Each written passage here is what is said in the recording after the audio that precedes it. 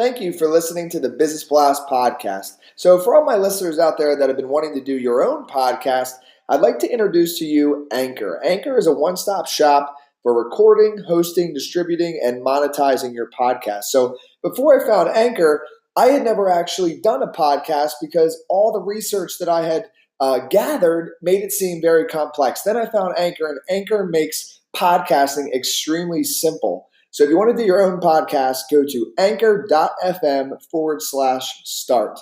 I can't wait to hear your podcast.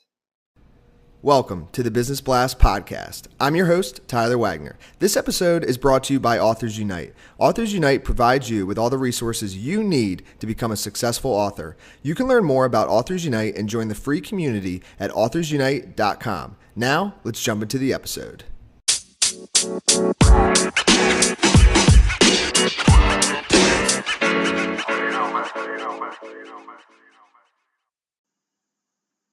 All right, everyone. Welcome back to another episode of the Business Blast podcast.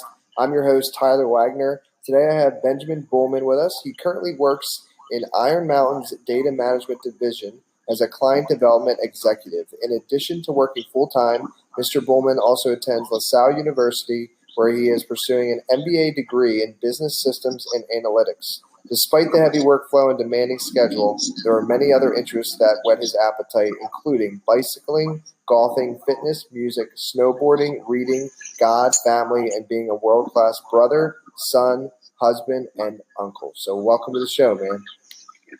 Thank you, Tyler. Appreciate you having me today, sir. Happy Friday. Thank you, man. You too.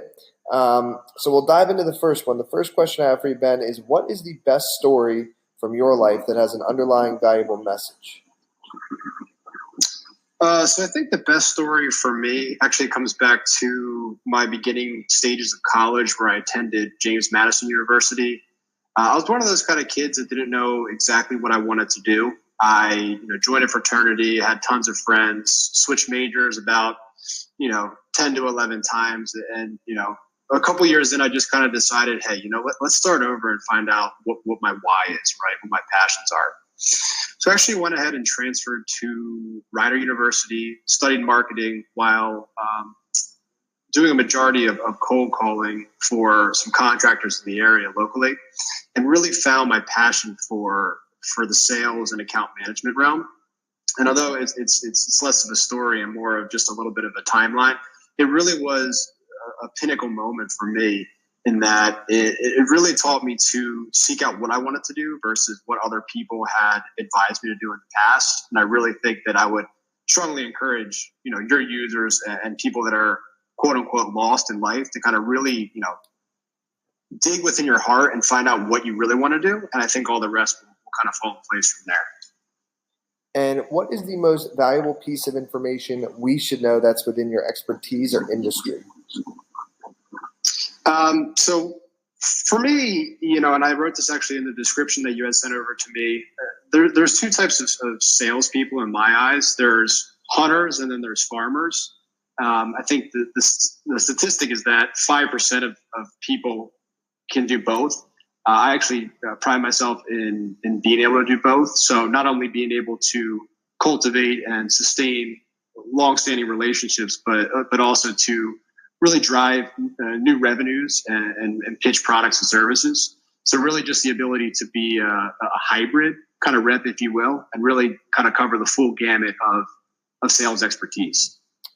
And what is your best piece of overall business advice? So not necessarily industry specific.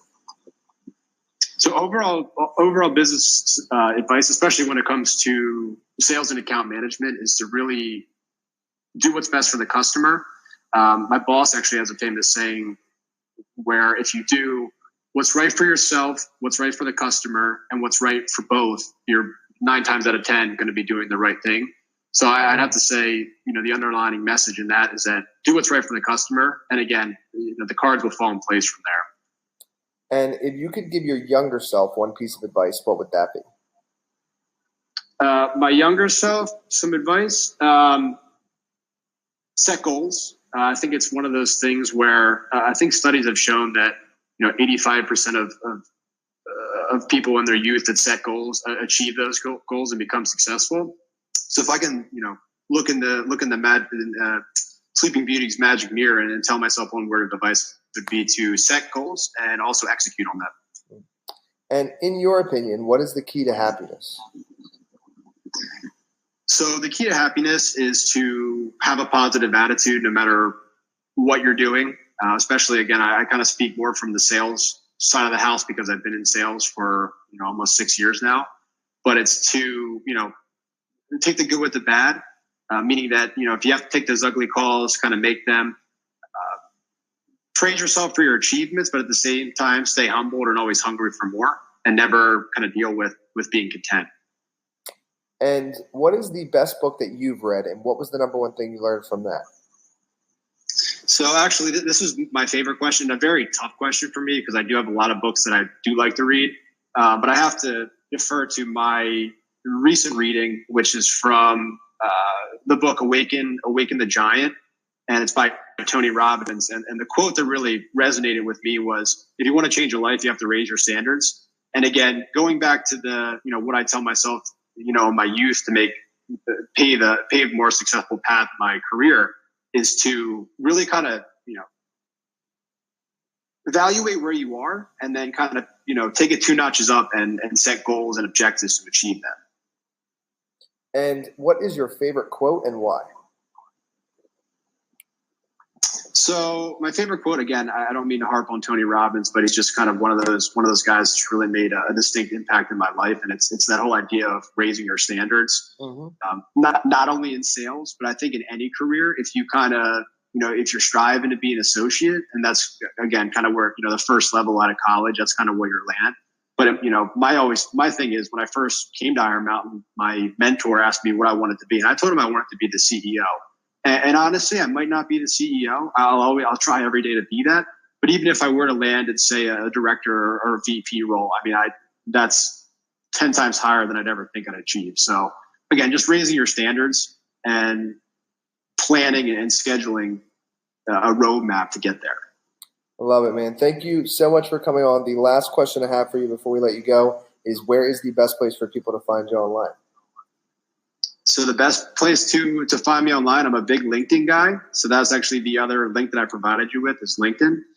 For more from a business perspective, any questions, I'm always happy to answer questions or, reflect more on my life experiences. And then for more of a fun side, you can always check out my Facebook page as well. Perfect, man. Thanks again for joining us. We appreciate it. Tyler, I appreciate it, sir. You have a nice weekend, all right?